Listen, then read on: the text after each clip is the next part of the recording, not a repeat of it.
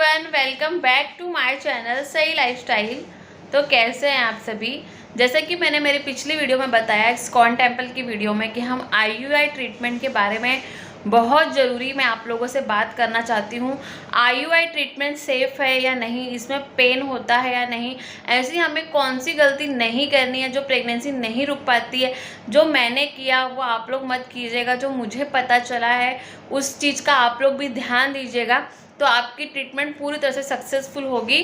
और चलिए आज की इसी वीडियो को एकदम खास बनाएंगे। वीडियो पूरा एंड तक देखिएगा। चैनल पर नए हैं तो चैनल को सब्सक्राइब कर लीजिएगा और शेयर कीजिएगा। आपकी जितनी भी बहन फ्रेंड्स लोग होंगे उन सभी से इस वीडियो को शेयर भी कीजिएगा, क्योंकि इस वीडियो में मैं बहुत ही ज़्यादा महत्वपूर्ण जानकारी आप सभी से शेयर करना चाहती हूँ। हाय एवरीवन, तो साड़ी में कैसी लग रही है आप लोग कमेंट ज़रूर करके बताना।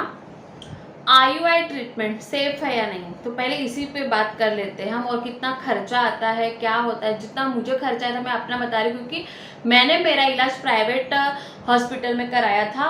अगर आप सरकारी में कराते हो तो मुझे उसका इतना कुछ आइडिया नहीं है, पर प्राइवेट में जहाँ पे मैं गई थी वहाँ मतलब तो IVF क्लिनिक ही था।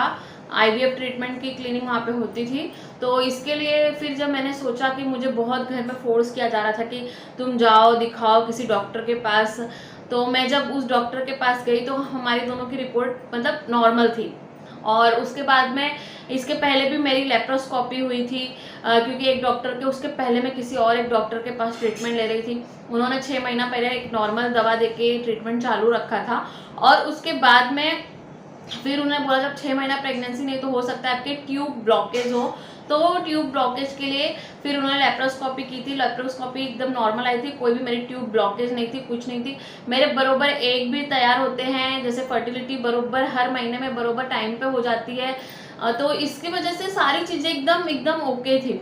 फिर भी एक हमारे मन में रहता है ना कि हमें मतलब दिखा देना चाहिए किसी और। जैसे दूसरे लोग हमें सजेशन करते हैं कि ये डॉक्टर बहुत अच्छा है, आप यहाँ जाओ, यहाँ पे इतने लोग का भला हुआ है। तो कुछ इसी प्रकार से मेरे साथ भी सेम हुआ कि मुझे जिसने ने बताया था तो उन्होंने बताया कि यहाँ पे कंसीव होता ही होता है, आप जाइए कि नॉर्मल ट्रीटमेंट होती है, कुछ इंजेक्शन वगैरह लगते हैं और आप सही हो जाएंगे, मतलब प्रेगनेंसी हो जाएगी। मैंने भी सोचा यार चलो जैसे सब कुछ है वैसे इसे भी सह लेंगे, इसमें कौन सी बड़ी बात है। तो जब मैं उस डॉक्टर के पास ट्रीटमेंट ले रही थी तो देखिए मैं आपको बता देती हूँ। सबसे पहले तो उन्होंने हमें दोनों को, जब सब रिपोर्ट नॉर्मल थी, फिर भी उन्होंने फर्टिलिटीज, जैसे एक होता है ना कि आपका एक और बढ़े या जल्दी थोड़ा उनके हिसाब से जल्दी फर्टिलाइज हो जाए, मतलब आपकी ओवुलेशन हो जाए जल्दी से, तो ऐसा कुछ था। तो वो मेडिसिन देते हैं। आप किसी भी दवाखाने में जाइए, आप किसी भी डॉक्टर के पास ट्रीटमेंट लेने जाएंगे, अगर आपके चाहे प्रॉब्लम हो चाहे प्रॉब्लम ना हो, फिर भी आपको मेडिसिन और इंजेक्शन वो तो देंगे ही देंगे, वो अपने हिसाब से। तो फिर मैंने भी सोचा चलो ये तो ओके ही होगा। अब जैसे इन्होंने दवा लिख के दिया तो मुझे ऐसा पूछना था कि मुझे दवा खानी है। देख रहे हो आप मेरा वेट, सिर्फ दवा खा खा के मेरा वेट बहुत ज़्यादा बढ़ चुका है। अभी तो हालांकि कम कर रही हूँ मैं, उसकी भी टिप्स आप लोगों को शेयर करूँगी क्या करेंगे आगे चल के। तो मुद्दे पे आ जाते हैं। तो जैसे कि अब मैंने जब उनके पास ट्रीटमेंट लेने जब जा रही थी, तो जब हम ट्रीटमेंट कर रहे थे तो उन्होंने मेडिसिन दिया। फिर जो होता है ना, मेरी फर्टिलिटीज बरोबर हो रही है कि नहीं, उन्होंने वो चेक किया और सब एग वगैरह बराबर तैयार होते हैं कि नहीं, उसी हॉस्पिटल में, सेकेंड वाले हॉस्पिटल में। और उसके बाद फिर उन्होंने कहा कि हम जो आपका सब नॉर्मल है, आपने जब सब कर लिया है, आपने नॉर्मल ट्रीटमेंट कर चुके हो, आप लोग नेचुरली ट्राई कर चुके हो और फिर सभी चीज़ें कर ले, तो हमें आईयूआई ट्रीटमेंट स्टार्ट कर देनी चाहिए। तो मैंने सोचा कि ये क्या चीज़ होती है। तो उन्होंने बहुत ही हल्की सी मतलब एकदम नॉर्मल प्रोसेस बताई कि आपको पीरियड के 7वें दिन से, पीरियड के 7वें दिन से आपको इंजेक्शन लगेगा अल्टरनेट डे। और फिर उसके बाद में आपकी फर्टिलिटी चेक की जाएगी कि ओवरीज कितनी बढ़ गई है, उसकी साइज क्या है, एग की साइज क्या है, वो चेक होगा। और फाइनली जब आपका एक जब ज़्यादा बढ़ जाएगा, जैसे कि 21 mm का कुछ होता है, तो जब उतना हो जाएगा तब उसके बाद में वो एक इंजेक्शन देते हैं हमें, जिससे कि हमारा एग फूट जाए। और उसके बाद में फिर जो हस्बैंड के हमारे स्पर्म काउंट होते हैं, उसे एक इंजेक्शन के द्वारा हमारे अंदर डाला जाता है, प्राइवेट पार्ट से उसको हमारे डाला जाता है वो इंजेक्शन के थ्रू। तो हम, मुझे तो बहुत ही इजी प्रोसेस लगी, मुझे ठीक है यार चलो कर लेंगे, जब ऐसी बात है तो इसमें कौन सी बहुत बड़ी बात है, ये भी करके देख लेंगे। और फिर जब मैंने ट्रीटमेंट स्टार्ट की, फर्स्ट मंथ मेरा IVI मैं आपको बता दे रही हूँ, मैं अभी तक भूलती नहीं हूँ वो टाइम। मुझे 10 इंजेक्शन लगे थे फर्टिलिटीज़ के लिए, जो कि मेरी नेचुरल होती थी फर्टिलिटीज़, पर उसे और बड़ा करने के लिए, एक को और बड़ा करने के लिए वो इंजेक्शन लगा रहे थे। और मुझे नहीं इतना आइडिया था, क्योंकि जब हम डॉक्टर के पास जा रहे हैं तो हम डॉक्टर के हिसाब से चलेंगे।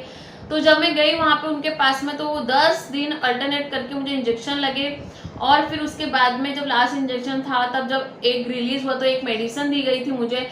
फिर मेडिसिन देने के बाद में हमें दोपहर का एक कोई टाइम फिक्स किया गया, जब मेरे हस्बैंड अपना स्पर्म काउंट वहाँ हॉस्पिटल में देख कर आए। और देख के आने के बाद में क्या होता है ना, वो स्पर्म को धोते हैं और जो उसके अच्छे अच्छे जो कीड़े होते हैं वो लोग ले लेते हैं और वही इंजेक्शन के थ्रू हमें इंजेक्ट करते हैं पेट, मतलब आप समझ गए भी, हमारे वजाइना के अंदर।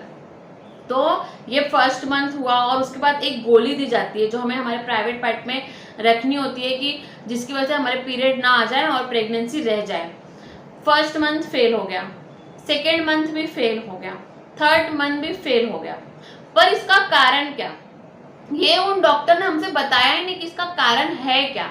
बस वो दवा दे रहे हैं, इंजेक्शन दे रहे हैं, मैं भी खा रही हूँ, मेरे हस्बैंड भी दवा खा रहे हैं, मैं इंजेक्शन ले रही हूँ, हर महीने हमारी ट्रीटमेंट हो रही है। और पैसा देखिए, एक इंजेक्शन 1000 रुपये का लगता था, डॉक्टर की फीस अलग से, फिर फर्टिलिटी चेक करने का उसका अलग से 300 रुपये लगता था। मैं आपको एक बता रही हूँ कि इंजेक्शन वो आप कहीं से भी लोगे तो उसका रेट ही 1000 रुपये। आप किसी भी डॉक्टर से के पास जाके लोगे ना वो इंजेक्शन, जब IUI ट्रीटमेंट कर रहे हो तो 1000 रुपये की एक इंजेक्शन। उसके साथ साथ में आपका चेकअप भी होगा, आपका ओवरीज बढ़ रहे हैं कि नहीं, आपका एग रिलीज हो रहा है कि नहीं, कितना बड़ा है कितना छोटा है, तो उसके लिए भी उन्होंने आपका ट्रीटमेंट लेंगे, उसका भी 300 रुपये लेते हैं। मतलब आप उसी हॉस्पिटल में कराते हो तो।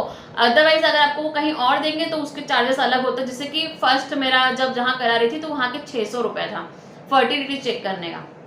और उसके बाद में फिर जब आपका जिस दिन इंजेक्शन जो वो इंजेक्ट करते हैं, मतलब आपके हस्बैंड का स्पर्म काउंट, उस दिन का वो 5000 रुपया चार्ज करते हैं।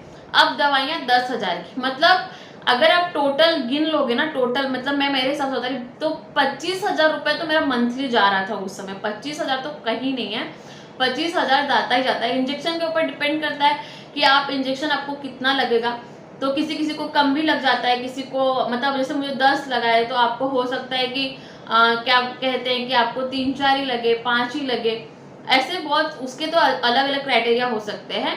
लेकिन जो इसमें से मोस्ट, और हाँ पेनफुल बिल्कुल भी नहीं होता है, आपको पता भी नहीं चलेगा। पर जो इंजेक्शन होता है ना, इंजेक्शन अगर हम रोज ले रहे हैं, मेरा अभी तक जो मेरी थाइस अभी तक पेन करती है। मैं जैसे समझिए नीचे बैठती हूँ उठती हूँ ना, तो मुझे ऐसा लगता है अभी भी किसी ने इंजेक्शन ऐसे घुसाया हुआ है, ऐसी फीलिंग आती है। उठते बैठने टाइम पे हमेशा दर्द करता रहता है।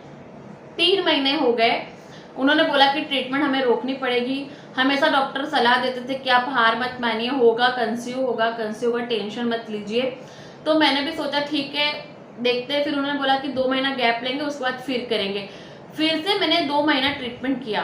पर जो इस ट्रीटमेंट होने के बाद में आप प्रेगनेंसी कंसीव नहीं कर पाती हो तो आपकी हालत पता है कितनी खराब होती है।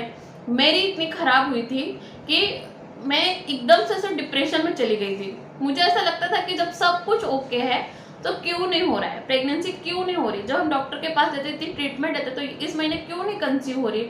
मेरे दिमाग में हमेशा ये सारी चीज़ें चलती रहती थी।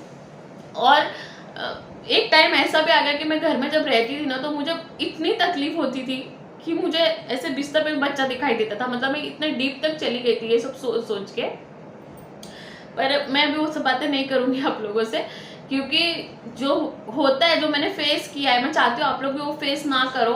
तो अब मैं इसके बारे में जो जानकारी आपसे देने जा रही हूँ कि मतलब हमें कौन सी गलती नहीं करनी है, जो हमें शायद उस वक्त नहीं समझ में आई। काश समझ में आ गई होती तो मैंने वो ट्रीटमेंट किया ही नहीं होता, क्योंकि जब हमें पता ही नहीं है उसके बारे में। पर डॉक्टर लोग हमसे ये सारी चीज़ें नहीं, क्योंकि हर कोई पैसा खाने के लिए बैठा रहता है, उन्हें पैसों से मतलब है। एक इंसान के मेंटल हेल्थ पे कितना असर पड़ता है ये किसी भी डॉक्टर को नहीं जानना है और ना करना ही है उन लोगों को, कि इसकी तकलीफ इस पेशेंट पे क्या होती रहेगी, उसके मन पे क्या बीतता रहेगा, ये किसी भी डॉक्टर को उससे कुछ भी लेना देना नहीं है।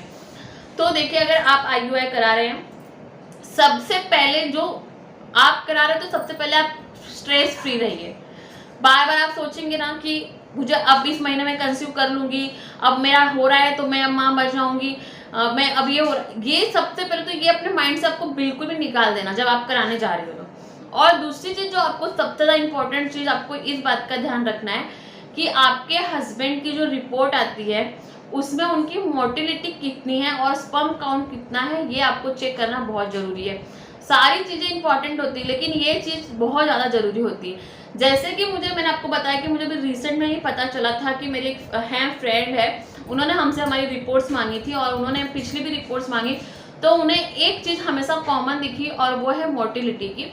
जो उन्होंने कहा कि ये मोटिलिटी कम है, मतलब इतनी कम है कि इससे प्रेगनेंसी कंसीव हो सकती है लेकिन प्रॉब्लम इसमें आ सकता है, तो आप खाने पीने का चेंज करो। मेरे हस्बैंड को बताया कि उसके लिए क्या खाना है, आपको क्या डाइट फॉलो करना है। और उसके बाद में उन्होंने मुझे जो चीज़ उन्होंने बताई मैं आप लोगों से वो चीज़ शेयर करना चाहती हूँ। जैसे कि अगर आपके हस्बैंड का या किसी के भी अगर मतलब मेल का स्पर्म काउंट जो है वो 80 मिलियन है और उसके बाद में अगर उसकी मोटिलिटी 30% है, तो वो कभी भी मतलब वो बाप नहीं बन सकते हैं। और उसी में अगर हम दूसरे इंसान को देखते हैं कि अगर उसकी मोटिलिटी 70 है और जो उसका स्पर्म काउंट है वो 50 मिलियन हो या 40 मिलियन हो, तभी भी वो फादर बन सकते हैं। तो मेरा कहने का मतलब ये है कि इसमें जो सबसे चीज़ इंपॉर्टेंट होती है वो है मोटिलिटी। तो आप लोग जो आपके ट्रीटमेंट स्टार्ट कर रहे हो तो आपके हस्बैंड की रिपोर्ट में सबसे पहले इंपॉर्टेंट आपको यही चेक करना जरूरी है। बहुत सारे बहनों के हस्बैंड तो मतलब ये सब टेस्ट कराते भी नहीं है। ऐसे मेरी खुद की 1-2 फ्रेंड है जो अभी तक है उनका इशू कि उनके में कुछ प्रॉब्लम नहीं है, लेकिन एक मेल ईगो होता है ना, तो वो लोग अपना चेक कभी नहीं कराते कि नहीं मुझ में तो कुछ प्रॉब्लम हो ही नहीं सकती। फिर ये किसी को समझ में नहीं आता है कि दोनों की उतनी ज़रूरत है, मतलब 50% अगर फीमेल की है तो 50% मेन की, दोनों का जो कुछ भी है सब कुछ सेम होना चाहिए, तभी जाके हम पेरेंट्स बनते हैं। ये वो चीज़ समझ ही नहीं पाते। तो जैसे मैंने आपको बताया आपको इन चीज़ों का ध्यान रखना है। आपको डाइट का बहुत इंपॉर्टेंट है। अगर समझे आपकी जब ऐसे कुछ किसी की रिपोर्ट में आ रहा है तो पहले चेक कीजिए और उसके ऊपर सर्च कीजिए आप यूट्यूब पे। देखिए जब मोटिलिटी कम है ना तो जो कीड़े होते हैं ना वो थक जाते हैं, जैसे कि वो बच्चेदानी तक पहुंच ही नहीं पाते। ये मेरी फ्रेंड ने जब बताया तो मुझे ऐसे लगा फिर हमने क्यों किया, मतलब उस डॉक्टर ने जब मैंने इनकी पिछली रिपोर्ट भी मेरे हस्बैंड की चेक की, सब में इनके परसेंटेज बहुत कम कम थे मोटिलिटी के। और मुझे ऐसा लगा कि उसने फिर डॉक्टर ने हमारे साथ ऐसा क्यों खिलवाड़ किया, जब उन्हें दिखाई दे रहा है साफ साफ रिपोर्ट में भी लिखा हुआ है कि ये चीज़ में प्रॉब्लम है, तो फिर भी उन्होंने ट्रीटमेंट क्यों की, क्यों किसी के मेंटली हेल्थ के साथ उन्होंने खिलवाड़ किया।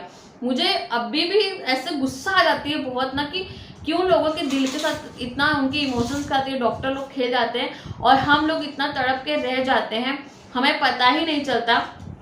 तब उसी फ्रेंड ने मुझे एक डाइट मुझे और मेरे हस्बैंड दोनों को बताया और एक्सरसाइज बताई जो हम दोनों करते भी हैं मॉर्निंग में, और डाइट भी पूरी तरह से अच्छे से फॉलो कर रहे हैं।